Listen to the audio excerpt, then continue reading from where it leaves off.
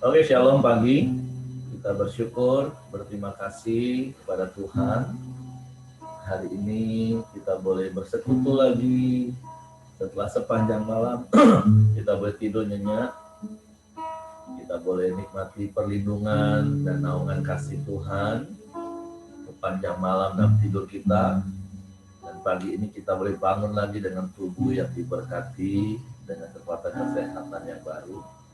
Kita mau menyembah Tuhan, kita mau bersyukur buat setiap kebaikan-kebaikan yang Tuhan nyatakan dalam hidup kita. Kita mau berterima kasih untuk anugerah yang Tuhan terus nyatakan dalam hidup kita. Bapa, kami bersyukur, kami berterima kasih kepadamu pagi hari ini. Terima kasih buat pemeliharaanmu sepanjang malam di dalam tidur kami. Hingga pagi ini kami boleh bangun dengan tubuh yang diberkati, dengan kekuatan kesehatan baru yang datangnya daripadamu. Untuk kami boleh beraktivitas sepanjang hari ini dalam penyertaan-Mu, di dalam pemeliharaan-Mu yang sempurna bagi kami. Kami bersyukur kalau kami boleh ada sebagaimana kami ada. Semua karena kasih karunia-Mu, semua karena kemurahan-Mu, semua karena kebaikan-Mu. Sebab itu kami mau menaikkan ucapan syukur kami kepadamu Tuhan. Ku naikkan syukur padamu Yesus, ku sembah sujud kepadamu Tuhan, di hadapan tahta kemuliaan-Mu, ku tinggikan, ku agungkan selamanya.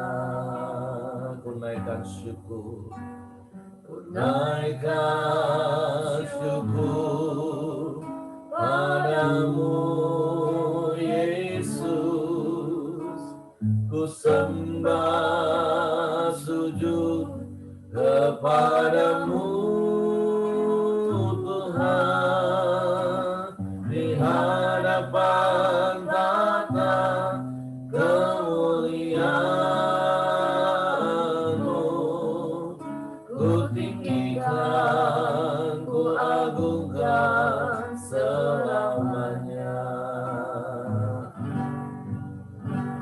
Segala puji syukur bagimu, ku tinggikan nama-Mu selalu,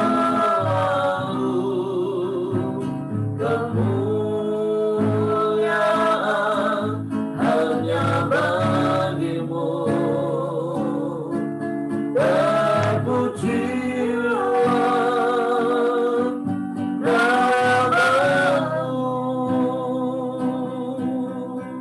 Kami naikkan syukur kami kepadamu pagi hari ini Tuhan. Ku naikkan syukur padamu Yesus, ku sembah sujud kepadamu Tuhan, di hadapan tahta kemuliaan-Mu, ku tinggikan, ku agungkan selamanya. Segala puji syukur bagi-Mu, ku tinggikan nama-Mu selalu, kemuliaan hanya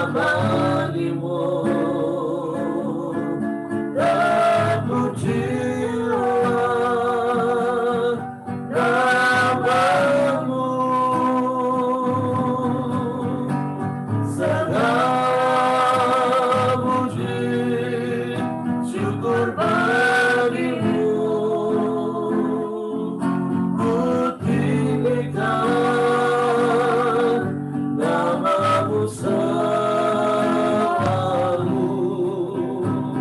kemuliaan hanya bagimu. Terpujilah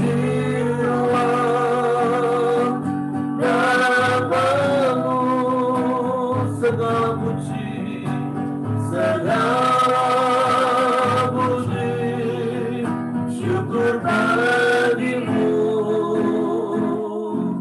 Ku tinggikan namamu selalu, kemuliaan hanya bagimu. Terpujilah namamu, terpujilah namamu,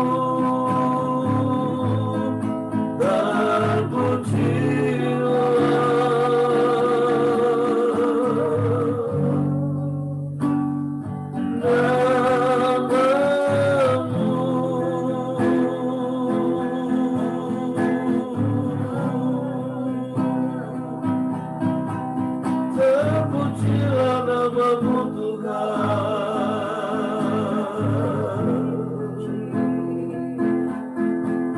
Ditinggikan namamu Tuhan selamanya. Kami bersyukur, kami bersyukur kepadamu, sebab Engkau baik, Kau sungguh baik, Kau sangat baik Tuhan. Haleluya,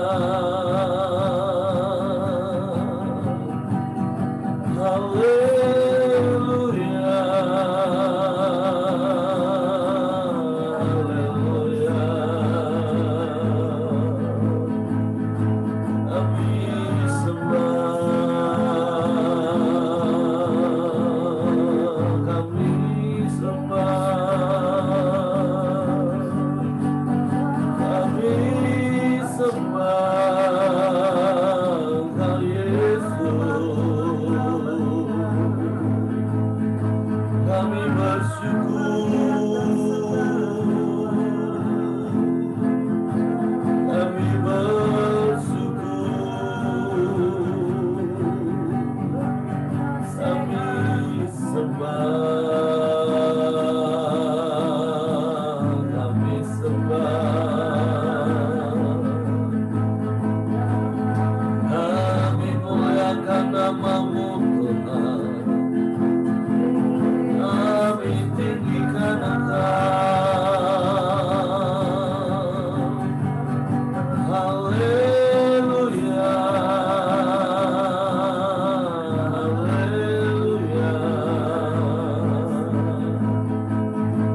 Terpujilah namamu, Engkau baik, Kau sungguh baik, Kau sangat baik Tuhan. Kau selalu baik bagi kami. Terima kasih, terima kasih,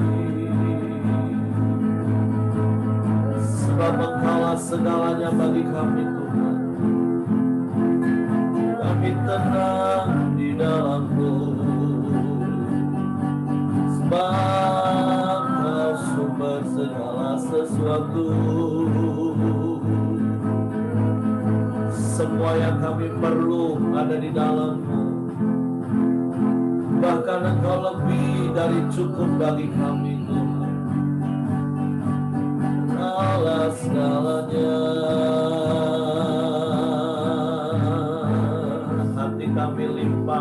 ucapan syukur kepadamu. Sebab kami tenang di dekat-Mu, kami aman Tuhan di dalam-Mu. Sebab Engkaulah perlindungan kami yang teguh, Engkau kota benteng yang kokoh, kami aman. Terima kasih Tuhan, Engkaulah pertolongan yang ajaib, dan tak pernah terlambat pertolongan-Mu. Sebab itu kami mau terus memandang kepada-Mu.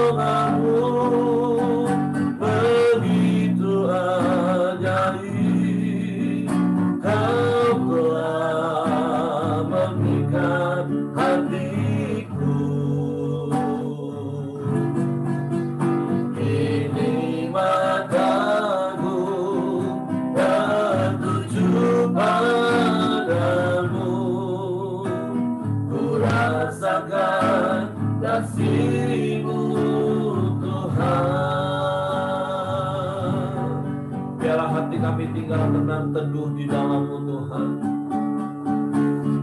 Hatiku tenang berada dekat-Mu, Kaulah jawaban hidupku. Amin. Hatiku tenang berada dekat-Mu, pelihara hidupku. Pertolongan-Mu begitu ajaib, Kau telah memikat hatiku. Di saat aku tak sanggup lagi, di situ tangan-Mu bekerja. Amin, amin. Pertolongan-Mu begitu ajaib, Kau telah memikat hatiku. Ini mataku tertuju padamu, ku rasakan kasih-Mu Tuhan. Pertolongan-Mu, pertolongan-Mu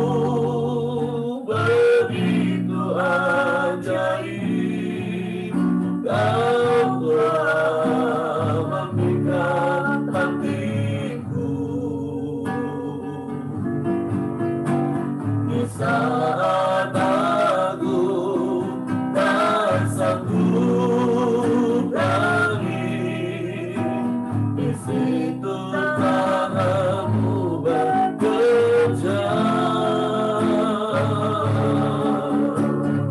Pertolonganmu begitu ajaib, kau telah memikat hatiku. Kini mataku tertuju padamu, ku rasakan kasih-Mu Tuhan. Kini mataku tertuju padamu, ku rasakan kasih-Mu Tuhan. Kini mataku tertuju padamu, ku rasakan kasih-Mu Tuhan. Seperti mata hamba laki-laki memandang tangan tuannya, seperti mata hamba perempuan memandang kepada tangan nyonyanya, demikianlah mata kami terus memandang kepadamu, menaruh harap, percaya, dan berserah kepadamu.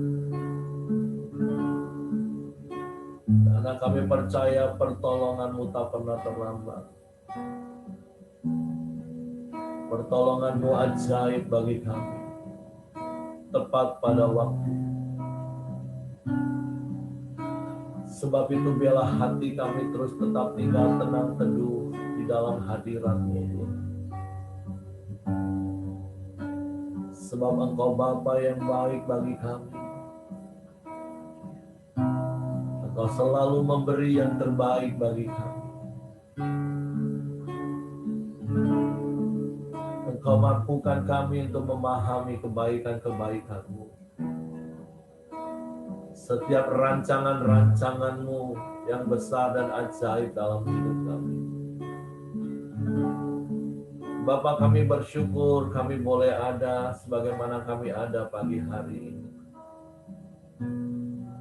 Kami percaya tak pernah terlambat pertolongan-Mu.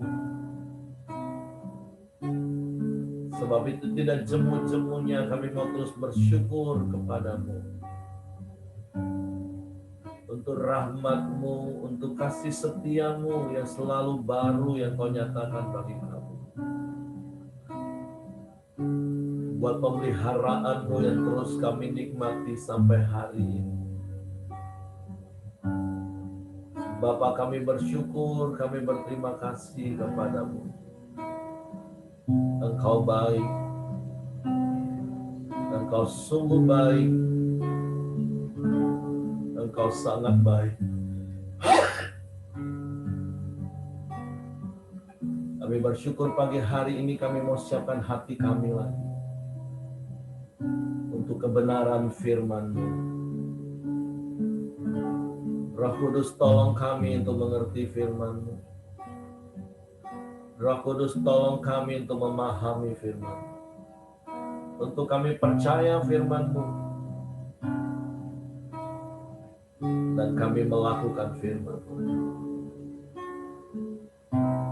Kami sambut firman-Mu dengan hati bersyukur. Di dalam nama Yesus Tuhan. Haleluya, haleluya, haleluya. Amin. Oke, silakan Ibu Ramli.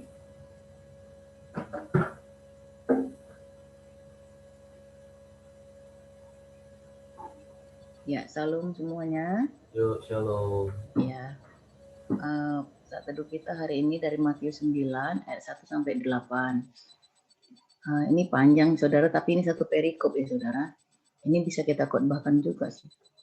Sesudah itu naiklah Yesus ke dalam perahu lalu menyeberang. Kemudian sampailah ia ke kotanya sendiri. Maka dibawalah kepadanya seorang lumpuh yang terbaring di tempat tidurnya. Ketika Yesus melihat iman mereka, berkatalah ia kepada orang lumpuh itu, percayalah hai anakku, dosamu sudah diampuni. Maka berkatalah beberapa ahli Taurat dalam hatinya, ia menghujat Allah.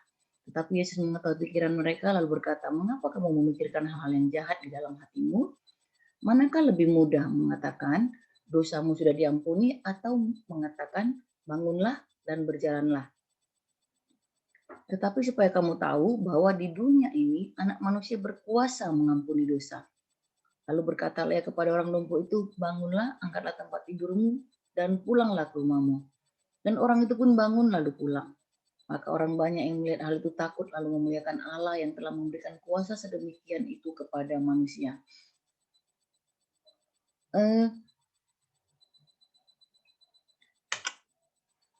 Judulnya ini orang lumpuh yang disembuhkan. Nah, saudara, waktu saya renungkan ini, saya melihat ada 3 orang. Tipe 3 orang yang sedang bertemu dengan Tuhan Yesus di tempat ini, saudara. Ada 3 tipe orang. Yang pertama, orang yang lumpuh. Yang kedua, orang yang membawa orang lumpuh tersebut. Dan ketiga adalah orang Farisi. Nah, ketiga tipe orang ini memiliki motivasi hati yang berbeda-beda. Atau sesuatu yang ada dalam hati mereka ketika bertemu dengan Tuhan Yesus itu berbeda-beda hati mereka. Nah, kalau kita baca nanti di Markus 2 ayat 1 sampai 12, Lukas 5 ayat 17 sampai 26, banyak hal yang ditambahkan. Misalnya ke kampungnya sendiri itu di Kapernaum ya, saudara. Nah, dikatakan di sini, dibawa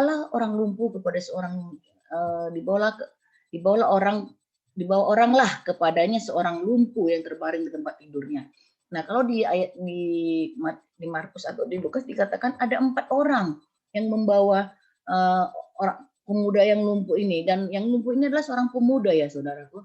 Nah, dan yang paling anehnya lagi dikatakan, kenapa saya katakan sini ada tipe 3 orang dengan memiliki tipe hati yang berbeda-beda ketika datang kepada Tuhan. Nah, Tuhan ketika melihat yang lumpuh itu, Tuhan ngomong, dikatakan, hai anakku, dosamu sudah diampuni.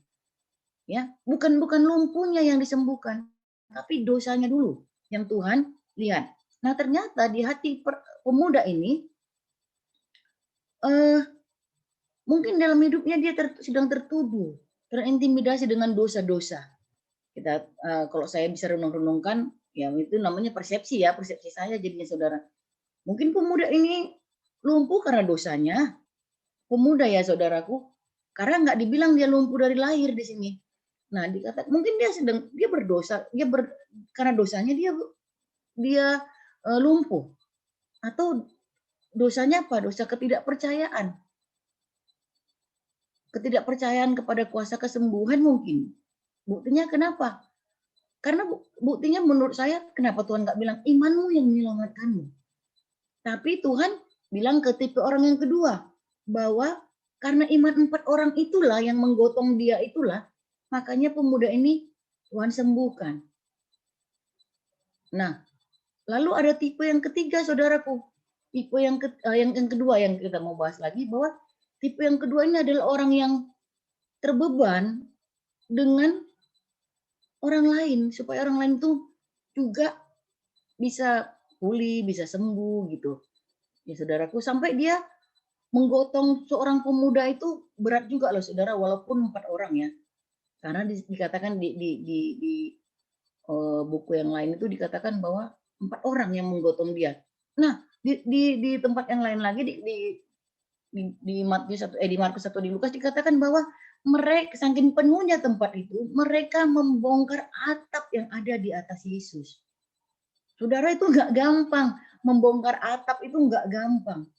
Artinya mereka harus, nggak mungkin toh pas naikkan orang baru dibongkar atapnya, enggak, saudara. Mungkin bukan mungkin. Kalau logikanya ditinggalkan dulu si lumpuh itu di bawah, mereka pergi ke atas, mereka bongkar atapnya. Nggak tahu ya kalau atap dari rumah orang Israel itu, mungkin saya pikir bukan alang-alang lah. Kalau alang-alang pasti gampang terbakar, gampang hujan dan segala macamnya. Kalau atap itu pasti yang kokoh ya saudaraku.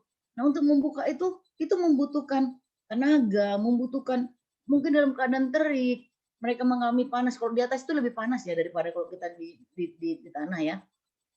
Nah mereka mau berkorban habis-habisan untuk seorang pemuda yang lumpuh ini gitu. Nah oleh karena itulah Yesus melihat iman yang 4 orang itu bukan iman si pemuda ini. Saya juga aneh juga sih ya. Waktu baca ini, saya teringat waktu dikasih Pak Heri jadwalnya, saya baca, saya ingat waktu masih pemuda, saya waktu mahasiswa ya, saya melayani anak-anak SMA itu, saya udah khotbahkan hal ini, saudara. Nah, jadi iman yang 4 orang inilah yang Tuhan lihat. Lalu ada lagi yang ketiga, tipe orang yang ketiga itu orang Farisi, yang di hatinya itu selalu mau lihat apalagi nih celahnya Tuhan Yesus ini, apalagi nih kelemahan, maksudnya bukan kelemahan, apalagi nih pengajarannya yang sesatnya nggak sesuai dengan apa namanya ya adat istiadat atau bagaimana begitu ya saudaraku. Tipe orang yang suka menilai, tipe orang yang suka menghakimi gitu. Ya mungkin ada tipe orang lain lagi yang ada di dalam rumah itu. Nggak tahu ya, kalau itu nggak dibahas di sini. Nah, jadi saya kembali ke pemuda tersebut. Pemuda itu dikatakan setelah disembuhkan, dikatakan pertama dosamu sudah diampuni. Bangkitlah, berjalanlah, angkatlah tempat tidurmu. Dan dikatakan lagi, pulanglah ke rumahmu. Saya juga agak di sini merenungkannya, kenapa Tuhan bisa bilang pulang ke rumahnya ya saudaraku? Apakah bukan saudara-saudara kandungnya yang bawa dia yang 4 orang itu? Nah, saudaraku, sedang dalam keadaan apa kita? Ketika Tuhan pulihkan kita, ketika kita sedang dalam keadaan berdosa, mungkin kayak ada si pemuda ini, ketika Tuhan pulihkan kita, Tuhan suruh kita pulang ke rumah. Pulang ke rumah. Ke rumah artinya apa, saudaraku? Ke rumah itu sebenarnya tempat kita nyaman. Harusnya rumah itu tempat yang nyaman ya. Tempat yang nyaman, tempat yang bisa terbuka, bisa berbagi, bisa membangun, bisa menegur. Kita nggak tahu hidup pemuda ini di mana selama ini gitu. Kita nggak tahu siapa yang bawa dia. Saya bukan orang bisu, sehingga dia nggak bisa ngomong sama Tuhan, Tuhan sembuhkan aku. Ada tuh orang buta kemarin tuh yang Tuhan sembuhkan, anak Daud sembuhkan aku, anak Daud sembuhkan aku. Ini pemuda ini nggak dikatakan dia bisu saudara, tapi dia nggak ada di sini, nggak ada ditulis dia teriak minta tolong, Tuhan sembuhkan aku. Artinya pemuda ini sedang dalam keadaan berdosa yang tertuduh, dan mungkin juga dosanya karena dia tidak percaya kepada Tuhan. Saudaraku, apa yang menghalangi mukjizat Tuhan dalam hidup kita? Apa yang menghalangi kita tidak menerima kasih karunia Tuhan? Mungkin ada dosa, sedang terintimidasi dengan dosa. Mari kita koreksi diri kita, saudaraku. Sedang di posisi mana kita? Atau apakah kita sedang menggebu-gebu seperti 4 orang ini, saudaraku? Ya, yang wah itu bukan harga yang gampang loh untuk membawa orang itu, saudara, naik atap lagi, turunkan lagi. Sedang di mana kita sekarang? Sedang di mana kita sekarang? Artinya, lalu yang ketiga orang yang Farisi, saudara. Dari pakaiannya ketahuan dia orang Farisi, orang yang ya katanya dekat dengan Tuhan, katanya dekat dengan sinagog, dengan pelayanan segala macamnya. Atau sedang kita kenakan jubah itu, saudaraku. Mungkin kita seorang pendeta, mungkin kita seorang hamba Tuhan, penatua dan segala macamnya. Tetapi Tuhan tetap lihat hati, saudaraku. Tuhan nggak lihat jubah dari luarmu. Dan kita nggak boleh menghakimin orang. Mungkin kita lihat, ini nggak ada penampilan kawan ini, nggak ada rohaninya nih. Saudara, nggak bisa kita ngomong seperti itu. Ini orang Farisi yang pakai jubah agama setiap hari. Tapi Tuhan tahu lihat hati. Nah, inti daripada ini juga saya lihat itu adalah Tuhan lihat hati, saudaraku. Tuhan lihat hati seseorang. Sepintar apapun kita menyembunyikan, sepintar apapun kita pakai topeng sukacita damai sejahtera, Tuhan itu bisa lihat hati kita yang sesungguhnya. Jauh sampai kedalaman apa motivasi hati kita, saudaraku. Apa motivasi hati kita ikut Tuhan? Apa motivasi hati kita ikut komsel? Apa motivasi kita ikut gereja?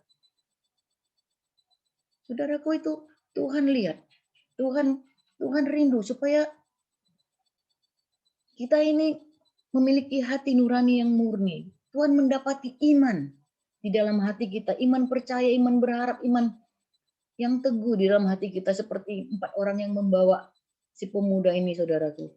Bahkan waktu saya bayangkan lagi, adalah orang-orang yang mau menolong orang supaya datang kepada Tuhan.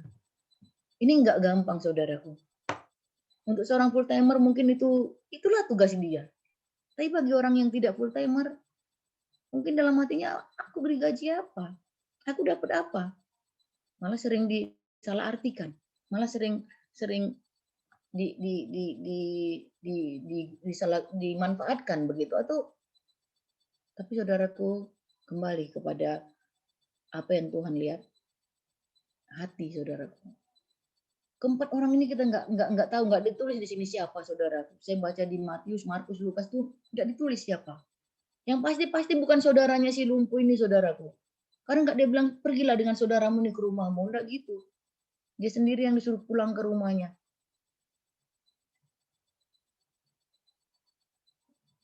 Saya rindu.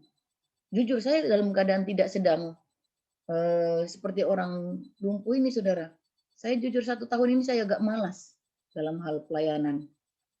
Ya, saya agak malas. Jujur saya akui, saya kalau sebelumnya saya itu orang yang semangat untuk bawa orang, misalnya untuk nggak bawa orang, nggak layani PI dan selalu nggak, tapi ketika dia butuh sesuatu saya rindu, saya semangat memuridkan dia. Tapi belakangan ini saya enggak, mungkin karena banyak kekecewaan ya di dalam hati saya yang membuat saya udahlah, daripada ribut terus dengan suami gara-gara pelayanan ini, sudahlah begitu kira-kira, saudara, dalam pikiran saya jujur. Tapi waktu ini Tuhan ingatkan, kau sedang posisi di mana kau, Tuhan bilang. Sedang di posisi di mana kau? Apakah kau di pemuda tersebut yang tidak percaya akan pemberitaan firman, atau dalam keadaan orang Farisi yang suka menilai-nilai orang, suka menghakimi orang, atau di tempat pemuda ini, di keempat orang ini yang menggebu-gebu. Saya bilang, Tuhan, saya beri saya hati yang baru, supaya saya sungguh-sungguh punya hati lagi untuk mau melayani dengan sungguh-sungguh. Begitu, saudaraku. Kira-kira itu ya, saudara, yang bisa saya sampaikan. Dan saya, sekali lagi, Tuhan lihat hati. Apapun, mau pakai jubah penatua pun, saudara, Tuhan lihat hati. Mau pakai jubah pengemis pun, saudara, datang ke gereja, Tuhan lihat hati, saudaraku. Dan setiap orang akan menerima kasih karunia sesuai dengan motivasi hatinya. Kira-kira itu yang saya dapat, saudara. Tuhan memberkati. Silakan Pak Eri. Oke, terima kasih Bu Ramli buat sharing firman-Nya pagi hari ini. Ya, melalui sharing firman yang disampaikan Ibu Ramli, tentu kita belajar untuk mengkoreksi diri kita. Hari ini kita seperti siapa di antara 3 kelompok ini? Apakah kita sudah menjadi seorang lumpuh yang seperti Bu Ramli tadi katakan, mungkin yang karena dosa tertutup, sudah nggak mau ngapa-ngapain lagi, mungkin karena kecewa, karena mengalami banyak hal dalam perjalanan pengiringan kepada Tuhan, karena salah motivasi, sehingga kita sekarang hanya berdiam diri. Atau seperti kelompok Farisi, berdiam diri tapi dalam hati mengkritik, semua dikritik. Bahkan di ayat-ayat ini katakan mereka menghujat. Nah, tapi satu hal yang menjadi kerinduan kita semua dan di doa dan harapan saya, kita masih menjadi seperti sahabat-sahabat orang lumpuh. Yang 4 orang yang menggotong, yang penuh dengan gairah, punya visi, punya tujuan yang jelas, punya semangat, bahkan punya kebersamaan untuk menolong orang lain, menolong sahabat, supaya mengalami perjumpaan dengan Yesus, supaya mengalami kesembuhan. Nah, saya percaya ada banyak hal yang bisa kita pelajari pagi hari ini secara pribadi dalam hidup kita. Kita koreksi hati kita renungkan firman Tuhan.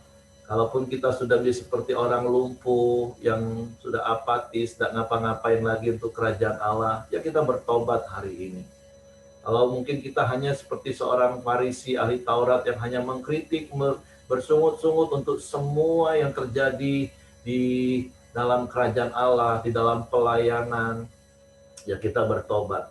Tapi kalau kita masih menjadi seperti 4 orang sahabat dari yang lumpuh itu, penuh semangat, punya tujuan, bisa kerjasama dengan baik. 4 orang ini mewakili 4 foto karakter. Yang saya katakan setiap foto karakter punya kelebihan dan kekurangan. Tapi ketika mereka sehati, sepikir, sejalan, penuh gairah, antusias, maka visi yang mereka miliki itu tercapai. Nah, itu menjadi doa bagi kita semua. Di hari-hari terakhir ini, kita mempunyai gairah, kita mempunyai semangat untuk melayani jiwa-jiwa. Nah, kita bersyukur kemarin di grup doa kita dikirimin foto Cecia boleh membaptis lagi orang-orang. Pertanyaannya bagaimana dengan kita yang sudah puluhan tahun nih, sudah jadi anak Tuhan, jadi pelayan Tuhan, masih punya gairah seperti itu enggak? Layani jiwa-jiwa, bayar harga, beri waktu, kunjungin orang yang sakit, visinya sampai dia ngalami Yesus, sampai dia ngalami keselamatan, bertobat. Yuk kita sama-sama diingatkan oleh firman Tuhan pagi hari ini. Oke, silakan Bapak Ibu. Dapat perenungan apa? Oke, Ibu Medianti mau sampaikan sesuatu. Habis itu Cicaca boleh. Dan Along juga boleh ngomong pagi ini ya. Ada 3 orang, silakan nanti. Ya, terima kasih firman Tuhan pada pagi hari ini. Bapak Ibu sekalian, beberapa mukjizat dilakukan Tuhan Yesus di dalam pelayanannya. Saya mendapatkannya dari respon banyak orang terhadap pelayanan Tuhan Yesus pada saat mukjizat dinyatakan. Pada saat angin ribut, itu orang banyak itu heran. Tapi pada saat Tuhan Yesus menyembuhkan 2 orang yang kerasukan, orang banyak menolak Tuhan Yesus. Dan kemudian pada saat orang lumpuh disembuhkan ini, orang banyak takut lalu memuliakan Allah. Bapak Ibu sekalian, memang di dalam pelayanan kadang-kadang kita itu mendapati orang ya sulit untuk menerima Tuhan Yesus. Mereka hanya sebatas pada heran-heran saja. Bahkan banyak yang menolak Tuhan. Sedikit yang kemudian takut dan memuliakan Allah. Begitulah pelayanan Tuhan Yesus pada saat itu. Pada saat ini pun kita mungkin mengalami seperti itu. Kalau pengalaman Bapak Ibu sekalian, ada orang yang misalkan belum mengenal Yesus, kemudian mengenal Yesus, kemudian bertobat dan memberi diri dibaptis. Nah, itu adalah suatu pelayanan yang berbuah ya, orang yang bertobat. Tapi saya sering dapati mujizat yang bahkan pada saat ini pun kalau orang mungkin menunggu mujizat ya, itu enggak membuat orang bertobat dan kemudian menerima Yesus, enggak, Bapak Ibu. Maka kita harus minta kuasa Roh Kudus supaya di dalam pelayanan kita sungguh orang bisa mengenal Tuhan Yesus dan bertobat, kemudian memberi diri untuk dibaptis. Nah, baptisan juga Bapak Ibu, kemarin Ibu Jaja membaptis salah satu 2 orang kayaknya ya, pemudi. Nah, Bapak Ibu, baptisan sudah dari sejak zaman Yohanes dilakukannya sampai sekarang. Kalau kita masuk dalam baptisan, itu yang harus kita tanamkan yaitu percaya, Bapak Ibu. Kalau teknik baptisan, saya katakan teknik ya, itu tidak mempengaruhi orang. Tetapi dalam nama Allah Bapa, Putra, dan Roh Kudus, itulah kuasa yang bisa membuat orang itu dimeteraikan dalam iman percaya kepada Tuhan Yesus. Saya mendapatkannya itu pada hari ini, Bapak Ibu. Jadi respon orang yang banyak itu, mungkin itu adalah menggambarkan orang-orang banyak yang kita temui dalam pelayanan. Demikian Bapak Ibu, terima kasih. Terima kasih Pak Heri. Terima kasih. Terima kasih. Caca mau sampaikan sesuatu? Ya, silakan.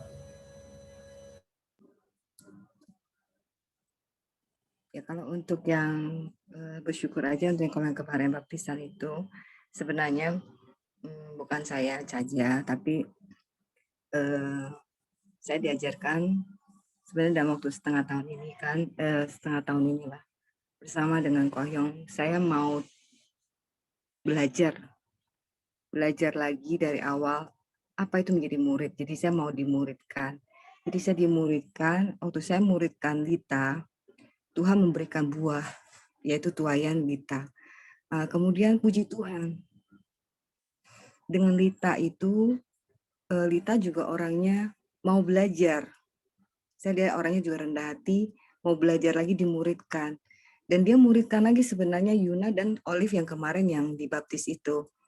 Walaupun dia belum, nah ini banyak orang yang mau dibaptis, tunggu dulu, belajar firman dulu sampai bisa, itu nggak akan bisa nggak akan jalan start untuk dibaptis ya. Yang tadi Bu Merianti bilang yang penting percaya dulu kemudian dibaptis. Jadi Lita dia muridkan lagi apa yang dia tahu, dia kasih tahu ke Yuna dan anak muda ini, Olive namanya itu. Dan dengan perjalanan waktu kami terus menerus dan nggak pernah berhenti ya, kami terus bersama dengan dia, bawa dia ke gereja, dan akhirnya kemarin mau dibaptis. Itu puji Tuhan, itu proses kami, bagaimana Tuhan menolong kami gitu loh, bukan saya sendiri, tapi itulah hasil dari pemuritan itu. Itu tadi ini saya nggak membahas yang Ibu Ramli bahas yang hari ini. Gitu yang saya bicara tadi pas bicara yang kemarin, itu saya memberikan sedikit kesaksian baptisan yang anak muda yang namanya Olive itu. Gitu aja. Oke, terima kasih. Nah, saya berdoa supaya apa yang sedang dilakukan Ibu Dorcas dengan teman-teman di Air Hitam itu menginspirasi setiap kita lagi. Ya memang seperti 4 sahabat orang lumpuh itu, ada harga yang harus dibayar, ada tantangan yang harus dihadapi, ada banyak hal yang harus kita lakukan. Jadi sekali lagi, yuk biarlah kita diingatkan lagi oleh kebenaran firman Tuhan hari ini, untuk kita kembali kepada kasih yang semula. Kita memberi waktu bukan saja untuk Tuhan, keluarga, tetapi juga untuk jiwa-jiwa. Dimulai dari keluarga terdekat kita kalau yang belum kenal Tuhan, atau sahabat-sahabat kita, rekan bisnis kita, yang setiap hari mungkin kita berjumpa dan mereka sedang berjalan menuju kebinasaan. Nah, bagaimana dengan hati kita? Apakah kita punya hati yang penuh belas kasihan untuk memberitakan Yesus kepada hidup mereka. Oke, mungkin saya juga beri kesempatan untuk Along. Along boleh cerita apa yang dialami hari-hari ini, mengalami gairah yang baru bersama dengan Tuhan, punya antusias untuk melayani jiwa-jiwa. Along, Ya, pagi semua. silakan. Hari-hari ini saya mengalami kasih Tuhan yang luar biasa dalam hidup saya. Kalau awal dari hati saya merasa saya ini hina gitu. Saya nggak layak gitu. Tapi ada satu khotbah saya dengar tuh, justru kita nggak layak, kita harus datang sama Tuhan gitu. Karena hanya Tuhan yang mampu melayakkan kita gitu. Kalau kita mau ngarep dari yang lain ya nggak mungkin gitu. Kita cuma bisa berharap sama Tuhan gitu. Hari-hari ini saya rajin baca firman. Baca firman. Saya mulai nemuin tujuan hidup saya. Selama ini saya kalau ditanya, Long, apa sih tujuan hidupmu? Aduh, nggak tahu. Aku bilang, jalani aja lah gitu. Apa sih tujuan hidup? Nggak tahu, nggak ada tujuan. Yang penting lewati hari-hari baik-baik aja. Sekarang sudah cukup gitu. Kita semua ini pasti punya tujuan hidup yang Tuhan taruh dalam hati kita gitu. Aku mengucap syukur dengan apa yang terjadi selama ini, istri aku yang begitu baik, dan teman-teman Komsel, aku mengucap syukur. Mereka juga yang nguatin aku. Bukan berarti sewaktu dari aku keluar, aku langsung sungguh-sungguh bertobat. Aku masih jatuh juga gitu. Masih jatuh juga ke lubang yang sama, kalau lubang yang sama selalu aku jatuh ke lubang yang sama. Tapi ada istri yang menjadi penolong di sampingku. Ayo, Tuhan sayang sama kau, ayo. Tuhan mau pakai kau, ayo semangat, kata dia. Jadi dari situ aku semakin kuat, semakin hari semakin kuat. Dan sekarang aku mulai ada tujuan hidup. Kalau ditanya sekarang, Long, apa tujuan hidupmu? Aku mengasihi Tuhan dalam hidup aku sekarang nih. Apa tujuan hidupmu sekarang nih? Aku mau bawa keluarga aku yang belum percaya, teman-teman aku yang udah terjauh dari Tuhan, mau bawa mereka kembali kepada Tuhan. Jadi ada dulu teman aku yang sering ke gereja bareng aku, itu sudah mulai terjauh juga dari Tuhan. Aku tanya, ayo yuk kita ke Tuhan. Nggak lalong, aku nih hari-hari ini udah mulai mau bosan hidup udah aku, kata dia. Aku bilang, kau udah titik gawatnya kalau kau ngomong udah mulai bosan hidup, aku bilang. Ya tujuan, nggak kati tujuan gini-gini lah, kata dia. Aku bilang, ayolah balik ke Tuhan, aku bilang. Aku ngalami kasih Tuhan sekarang nih, aku bilang. Tuhan tuh baik, aku bilang. Aku kasih tahu terus tentang Tuhan ke dia, apa yang aku alami akhir-akhir ini. Jadi aku ajak hari Senin ikut pria sejati, tiba-tiba dia bilang dia mau. Bolehlah Senin ini kau kirim link, aku ikut. Di situ aku benar-benar sukacita luar biasa. Ayo teman-teman, kita semua harus semangat, teman-teman. Masih banyak orang-orang terhilang, keluarga-keluarga yang hancur lebur. Mereka tuh tertutup matanya sekarang ini. Kalau yang tersesat tuh tertutup. Tertutup jadi nggak bisa lihat kasih Tuhan tuh, nggak bisa lihat kemurahan Tuhan dalam hidup mereka, nggak akan kelihatan kalau kita ini tertutup, mata kita ini buta. Sama seperti saya tersesat waktu jatuhnya ke judi terus itu terus masalah saya tuh hanya itu, judi gitu. Dan waktu saya di dalam, saya pun terlibat. Wah, udah mulai pakai narkoba. Ini enak banget nih narkoba. Kayaknya udah make nih, saya lupa semuanya gitu. Mau keluarga di luar, mau ngapain, saya udah nggak peduli dengan mereka.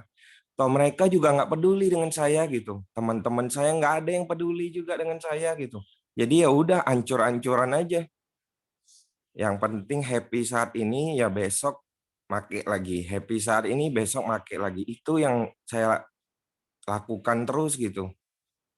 Itu kenapa lakukan gitu? Karena mata ini tertutup, buta gitu. Kita nggak bisa lagi lihat kemuliaan Tuhan, kasih Tuhan tuh nggak ada lagi gitu. Tapi dengan baca firman, renungkan, lakukan, dan kita dengar sharing-sharing dari orang, itu sangat menguatkan gitu. Perlahan-lahan Tuhan pasti buka yang mata kita yang tertutup nih, Tuhan buka gitu. Supaya kita bisa lihat kembali kasih Tuhan untuk kita semua. Saya bersyukur hari-hari ini Tuhan telah menguatkan saya, dan tadinya adik-adik saya tuh benci banget tuh sama saya tuh. Boro-boro ibarat mau ngobrol sama saya. Lihat wajah saya aja nggak mau mereka gitu. Tapi sekarang kami udah ngobrol seperti biasa gitu, ngobrol seperti teman lagi gitu, seperti kakak adik, udah ngobrol seperti teman. Saya udah bisa saling sharing. Baik kok, udah bisa cerita ini kok, ini. Kok mami itu gini, mama lagi gini. Udah bisa ngobrol gitu.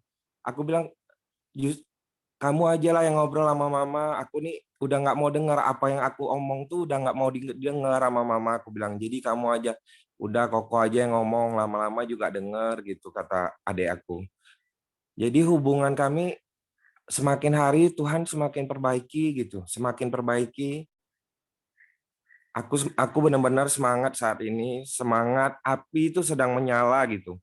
Dulu saya pernah ngalamin juga api lagi menyala, tapi ketemu teman lama, kembali lagi, jatuh lagi, dan api itu padam lagi.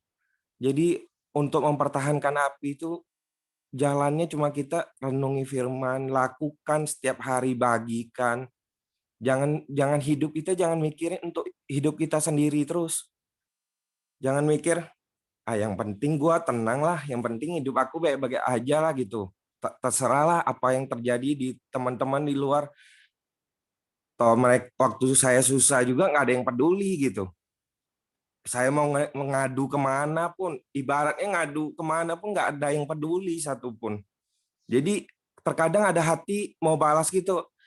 Ada dengar teman gini nih, ayo udah biarin lah. Waktu saya susah juga dia nggak peduli. Tapi hati aku sekarang berbeda gitu. Kalau dengar orang lagi gitu, langsung aku menggebu-gebu. Ini saatnya nih aku kabarin Tuhan ke dia nih. Ini saatnya nih, saat terbaik nih aku ngabari dia ke Tuhan.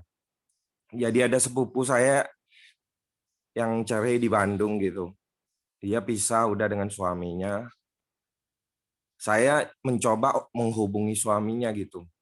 Waktu saya ngobrol-ngobrol, suaminya tuh kepahitan banget gitu dengan apa yang telah terjadi, apa yang dialami. Jadi di situ saya masuk, saya kabarin, kok Tuhan baik kok, aku bilang. Ya, aku tahu Tuhan baik katanya, tapi kalau soal mengampuni, aku udah bisa kata dia. Kok nggak ada yang nggak bisa, aku bilang. Hidup aku nih hina nih kok, aku nih, tapi Tuhan bisa buat aku diterima lagi sama keluarga aku bilang. Ngapo kok aku bilang, kalau kita serah sama Tuhan, kita ada hati untuk mengampuni itu ada kok aku bilang. Tapi kalau kita pakai kekuatan kita sendiri, kita nggak akan mampu aku bilang. Nggak bisa loh, aku nggak bisa maafin kok. Ayo kok aku bilang, bisa kok aku bilang. Kok mau damai sejahtera dak? Mau sukacita dak kok? Kita berdoa kok kok ampuni orang yang benci apa yang nyakiti kok. Oh gitu loh ya, bisa kok aku bilang. Jadi pas aku ngomong dia mulai rasain sukacita, dia bilang makasih loh udah sharingnya, makasih kata dia. Koko merasa lega gitu. Jadi hari Senin aku ajak dia juga kok, nanti aku kirim link Koko Senin ikut ya ke pemuritan pria. Nggak apa-apa nih kata dia, aku di luar kota nggak apa-apa kok ikut, aku bilang. Oh ya udah kamu kirim Senin nanti saya ikut juga kata dia. Jadi banyak yang terjadi nih akhir-akhir ini, api itu benar-benar lagi menyala gitu. Aku benar-benar Ayo teman-teman, kita semangat teman-teman. Masih banyak orang butuh Tuhan saat ini teman-teman. Ayo teman-teman. Nah, Koko Trisno, saya mau cerita juga tentang Koko Trisno. Jadi Koko Trisno ini saya kenal di dalam. Waktu saya di dalam. Nih Koko nih waktu di dalam nih dia pinter tuh cari duit tuh. Kerjaannya jadi orang mau transfer duit ke dalam tuh lewat rekening dia. Jadi dia potong 10% tuh. Koko Trisno tuh di dalam nggak ada yang nggak kenal tuh sama dia, pasti kenal semua. Karena dia bawa, kalau pakai petugas bawa uang cash ke dalam gede gitu. Pokoknya setiap orang mau narik uang lewat dia dipotong 10%. Aku udah lama nggak ngobrol dengan dia. Tiba-tiba dia ada hubungin aku lewat Facebook.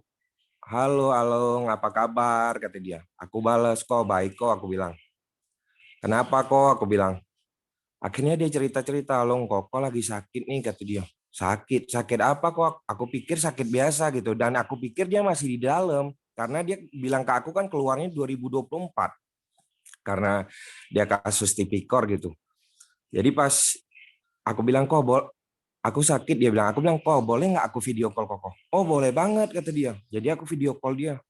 Sekali video call, aku kaget luar biasa gitu. Yang saya biasa lihat dia tuh, wajahnya tuh, beratnya tuh 74 kilo tadinya. Waktu saya video call tuh udah kayak tulang dibungkus sama kulit gitu. Cuma 54 kilo beratnya tinggal.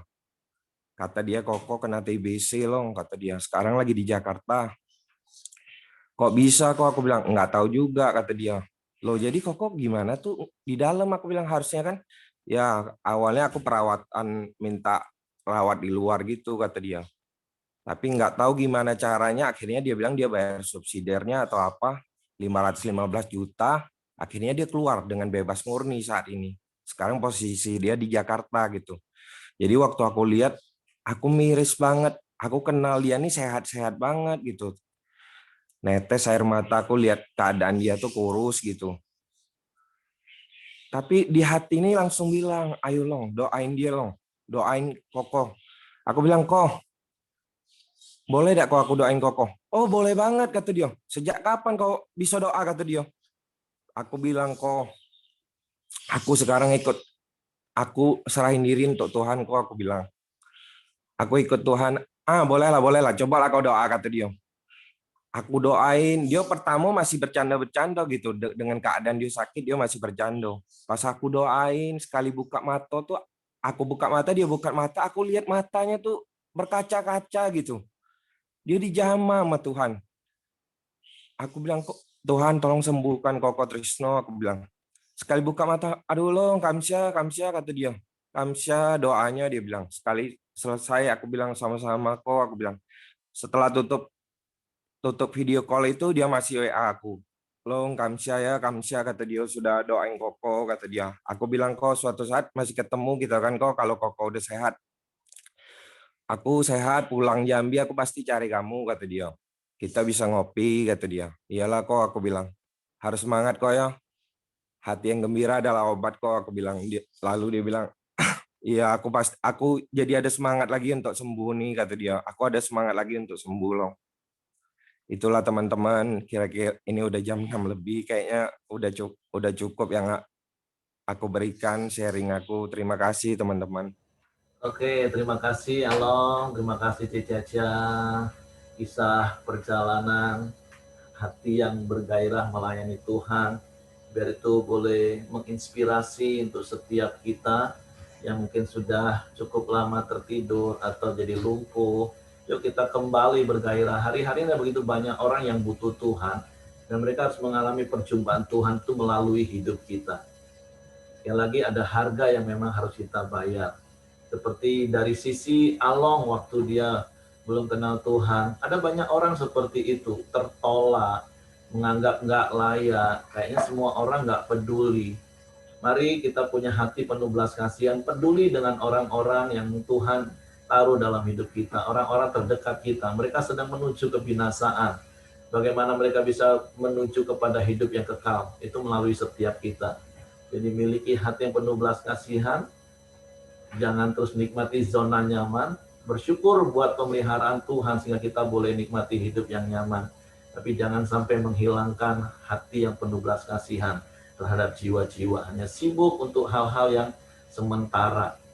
Bahkan dalam tanda kutip dalam tanda kutip pelayanan itu juga jadi hal yang menyibukkan kita, sampai kita nggak mikirin jiwa-jiwa, hanya sibuk urusan pekerjaan. Nah, yuk kita kembali hari-hari ini kepada jiwa-jiwa. Ada begitu banyak orang, dan langkah pertama itu memang mereka harus mengalami yang namanya kuasa penerimaan. Kenapa Along bisa mengalami perubahan? Karena Meli memberikan kuasa penerimaan, menerima apa adanya.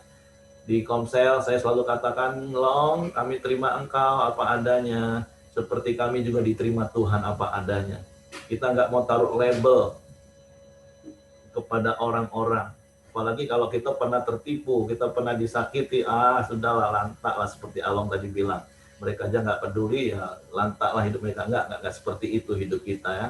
Tapi yuk pagi hari ini firman Tuhan dan sharing teman-teman meneguhkan dan menguatkan hati kita untuk kita menjadi seperti 4 orang sahabat. Saya nggak tahu siapa yang Tuhan taruh dalam hidup Bapak Ibu. Hari ini kita mau berdoa dan tanya Tuhan, siapa orang yang harus kami tolong? Sahabat kami yang sedang lumpuh siapa Tuhan? Kasih namanya, kasih wajahnya, dan terus action Bapak Ibu. Kunjungin, dimulai dengan doakan, kunjungin, follow up terus menerus. Memang nggak sekali jadi Bapak Ibu, tapi konsisten, terus menerus, supaya mereka mengalami Tuhan secara pribadi dan mengalami mujizat Tuhan. Oke, saya kembalikan kepada Hengki, silakan Heng. Oke, terima kasih semua. Terima kasih juga buat kesaksian teman-teman, buat Along juga. Mari kita masuk dalam doa sepakat kita di pagi hari ini. Mari kita satukan hati dalam doa. Silakan Ibu Ros ada ya. Oke. Mari kita satu di dalam doa. Terima kasih Tuhan, yang bersyukur Tuhan buat hari ini. Kami bersyukur Tuhan, telah kami boleh mendengar Tuhan kesaksian Along. Sungguh Tuhan, itu juga Tuhan membangkitkan semangat dan api di dalam hidup kami ya Bapak. Mungkin selama ini kami tertidur Tuhan, api kami antara hidup dan mati. Dan kami mempunyai hati yang suam-suam kuku. Tapi biarlah melalui teguran firman-Mu Tuhan, kami boleh Tuhan berkobar Tuhan, mempertahankan api di dalam hidup kami ya Bapak. Agar kami Tuhan lebih peduli lagi Tuhan terhadap jiwa-jiwa. Agar kami tidak egois Tuhan. Cuma mementingkan diri kami sendiri. Berpikir bahwa kami sudah selamat dan tidak peduli pada orang lain. Berikan kami hati yang mengasihi jiwa-jiwa ya Bapak. Ajar kami Tuhan lebih baik lagi Tuhan. Menjadi pribadi, menjadi anak yang bisa Engkau banggakan. Kami mau Tuhan tetap mengalir di dalam Engkau. Kami tidak mau menjadi yang terdahulu dan menjadi yang kemudian ya Bapak. Kami mau tetap berjalan di dalam Engkau. Setiap hari ya Bapak, pertemukan kami dengan orang-orang yang membutuhkan Engkau ya Bapak. Sehingga kami bisa menjadi terang garam dalam hidup kami Tuhan. Terima kasih Bapak. Pakai Along lebih lagi Tuhan. Di dalam komunitas dia ya Bapak. Di dalam orang-orang yang membutuhkan yang sama seperti dia Tuhan yang membutuhkan Engkau. Pakai dia lebih lagi ya Bapak. Sehingga melalui dia Tuhan, banyak jiwa-jiwa yang mengenal Engkau. Berkati, beri kekuatan juga Tuhan pada Meli untuk selalu mendukung Along Tuhan agar lebih baik lagi. Terima kasih ya Bapak. Hamba juga bergerak berdoa untuk Ibu Ramli ya Bapak. Dan api di dalam dirinya Tuhan semakin berkobar Tuhan di dalam melayani Engkau, di dalam melayani jiwa-jiwa Tuhan. Biarlah kasih mula-mula tuh kembali Tuhan dan membuatnya semangat Tuhan untuk melayani lebih lagi Tuhan di dalam Engkau. Terima kasih ya Bapak. Kami berdoa Tuhan untuk pekerjaan Buyung Tuhan. Bersyukur Tuhan bahwa Buyung mempunyai pekerjaannya sekarang ya Bapak. Biarlah Tuhan ke depannya apa yang menjadi keinginan hatinya Tuhan. Dan profesi yang sesuai dengan keinginannya Tuhan, Kau buka jalan Tuhan. Kami percaya Tuhan, Kau Allah yang luar biasa. Tidak mustahil apapun bisa Engkau perbuat ya Bapak. Terima kasih Bapak juga untuk Fidar. Kami berdoa agar Tuhan Engkau memberikan hikmat padanya di dalam menagih hutangnya Tuhan. Juga ya Bapak, lembutkan hati temannya yang punya hati utang kepadanya Tuhan, agar mampu membayarnya. Di dalam nama Yesus kami meminta. Dan berikan hati Fidar respon yang benar Tuhan. Kami percaya Tuhan Kau beri hikmat kepada Fidar. Terima kasih Tuhan juga untuk Ahok. Kami berdoa Tuhan ke Ahok, juga mama mertua dan adik ipar Meliana yang terpapar COVID. Biarlah melalui masa-masa terpapar COVID ini Tuhan, mereka boleh semakin peka terhadap Engkau, bisa mendengar suara-Mu Tuhan, bisa lebih dekat lagi, sehingga Tuhan mereka juga bisa merasakan damai dan sukacita Tuhan, hingga iman mereka boleh Tuhan bertambah-tambah dan dipulihkan dari COVID. Terima kasih Bapak. Kami juga berdoa untuk Bapak mertua Caroline yang tangannya ada tumor, dan berdoa supaya bisa dioperasi Tuhan, Engkau pulihkan dan berkati setiap tangan-tangan dokter yang mengoperasi. Dan kuasa Tuhan, kami percaya menyembuhkannya Tuhan. Dalam nama Yesus, kami juga berdoa untuk Pak Edward, anak Pak Edward Tuhan yang bernama Alkander Evan Nathanael Waruwu. Kami percaya Tuhan, Tuhan bisa membuat anak ini menjadi normal kembali. Saya percaya Tuhan mukjizat-Mu nyata ya Bapak. Bahwa testisnya Tuhan jadikan normal di dalam nama Yesus kami meminta. Terima kasih Bapak. Kami juga berdoa Tuhan berkati dan teguhkan hasil SBMPTN Michelle, Kencen dan Angel ya Bapak. Kami percaya Tuhan Engkau mengabulkan setiap doa kami ya Tuhan. Kau melihat kerinduan Tuhan dari hati anak-anak-Mu. Dalam mereka Tuhan dapat berhasil di dalam pendidikannya, dan Tuhan pakai luar biasa. Kami juga berdoa untuk Pak Yudin Duru Tuhan, biar semakin hari kesehatannya boleh semakin pulih Tuhan, dan dia boleh mengalami Engkau secara pribadi Tuhan, dipulihkan baik jasmani rohani, seluruh tubuhnya dipulihkan oleh Engkau ya Bapa. Terima kasih Tuhan. Juga tak lupa kami berdoa untuk Yonatan, biarlah semakin hari boleh semakin dia bersukacita dan damai sejahtera. Kami percaya Tuhan, setiap doa yang kami naikkan Tuhan perlu mengalami proses, dan kami mau tetap teguh beriman di dalam Engkau. Kami mau menjadi Tuhan teman dari 4 orang yang lumpuh itu Tuhan, yang mempunyai hati Tuhan, untuk setiap orang-orang Tuhan yang mungkin memerlukan Engkau, yang mungkin dalam mengalami sakit. Ajar kami mempunyai hati seperti 4 orang teman dari si lumpuh itu Tuhan. Dan ingatkan kami selalu ya Bapak. Terima kasih Tuhan, terima kasih. Ya, doa-doa kami Tuhan yang kami naikkan di dalam nama Yesus Kristus Tuhan. Haleluya. Apa yang baik kami bersyukur ya Tuhan. Terima kasih buat kebaikan-Mu. Kami juga terus membawa bangsa kami Indonesia ke hadapan-Mu ya Tuhan. Terutama kami juga minta pengampunan-Mu Tuhan atas bangsa ini ya Bapa. Ampunin bangsa ini ya Tuhan. Ampunin segala dosa-dosa atas bangsa ini ya Tuhan. Tuhan, biarlah kami berdoa, biarlah bangsa ini diampuni, dan juga bangsa ini terus akan menerima shalom damai sejahtera-Mu ya Tuhan.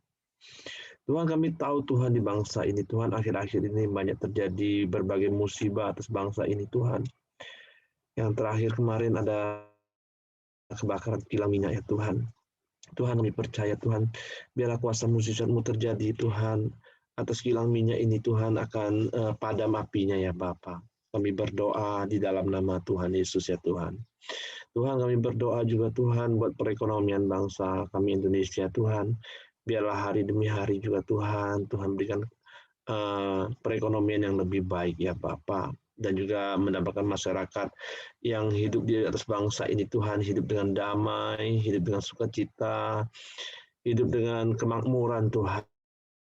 Tuhan, biarlah bangsa kami juga Tuhan terus dipulihkan ya Bapa. Kami juga berdoa ya Tuhan, buat pandemi COVID-19 Tuhan, yang saat ini sedang merajalela juga di bangsa kami Indonesia ya Bapa. Kami berdoa, biarlah mukjizat-Mu terjadi atas bangsa ini Tuhan. Tuhan pulihkan. Tuhan juga memberikan perlindungan ya Bapa kepada setiap masyarakat yang ada di bangsa kami Indonesia ini ya Tuhan. Terima kasih, biarlah pandemi COVID-19 ini boleh berkurang Tuhan dari hari demi hari ya Tuhan.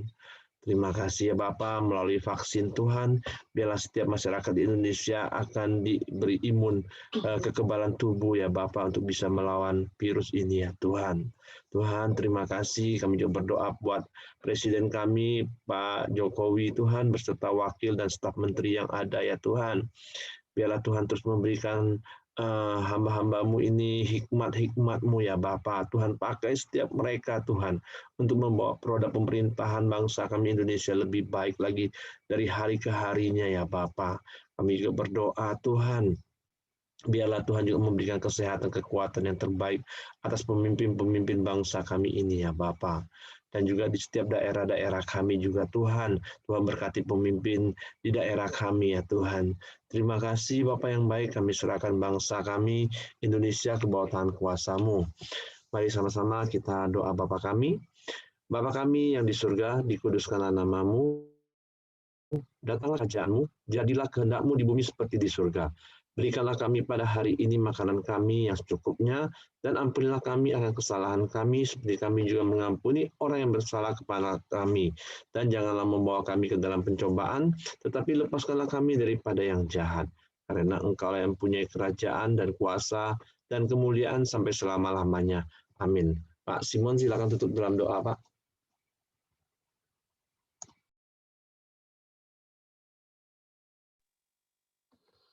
Kami bersyukur, kami berterima kasih buat pagi yang indah ini Tuhan.